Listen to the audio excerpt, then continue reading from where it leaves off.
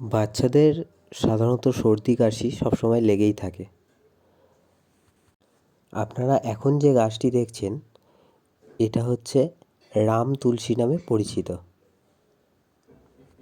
এখন এর পাতাগুলিকে ভালোভাবে ধুয়ে আমরা বেটে রস করে নিলাম। এই রসটির মধ্যে পরিমাণ মতো মধু দিয়ে একটু সামান্য উষ্ণ গরম করে নেব। তারপর বাচ্চাকে ধীরে ধীরে এটিকে খাওয়াতে থাকবো। এরকম 2-3 দিন সকালবেলা খাওয়ান, তাহলে দেখবেন বাচ্চার সর্দি কাশি যদি হয়ে থাকে তাহলে সম্পূর্ণ ঠিক হয়ে যাবে। আপনি এমনিও খাওয়াতে পারেন সর্দি কাশি না হলে মাঝে মাঝে।